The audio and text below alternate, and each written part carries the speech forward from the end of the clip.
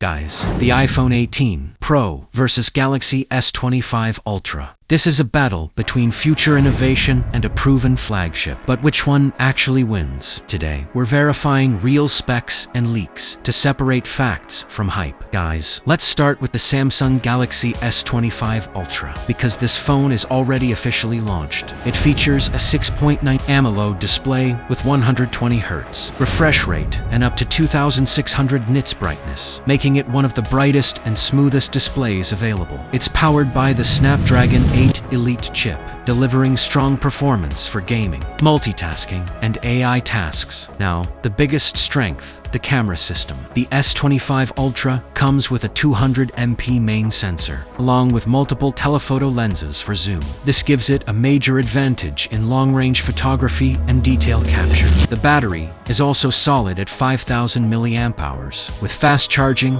and wireless support, making it reliable for all-day use. Now let's move to the iPhone 18 Pro, and this is where things get interesting because it's still not officially announced. According to leaks, Apple is working on a new A20 Pro chip, expected to deliver major improvements in performance and efficiency compared to previous generations. The display is expected to be smaller, around 6.3 inches, but with higher brightness and possibly under-display Face ID or a smaller dynamic island. However, these features are still not confirmed and could change before launch. Now, let's talk about cameras. The iPhone 18 Pro is expected to feature a triple camera system with 4 8MP sensors, focusing more on image processing, color accuracy, and video quality rather than high megapixel numbers. Apple is also rumored to introduce variable aperture, which could improve low-light performance and depth control. But again, this is based on leaks, not official confirmation. Battery details are less clear. Apple usually focuses on efficiency rather than increasing battery size. So even if the capacity is smaller than Samsung's, real-world performance could still be competitive. Charging speeds, however, are expected to remain slower than Samsung's fast charging system. Now here's the biggest difference: software experience. Samsung offers customization, multitasking, and S Pen support, making it more flexible for power users. Apple, on the other hand, focuses on smooth optimization, long-term updates, and ecosystem integration,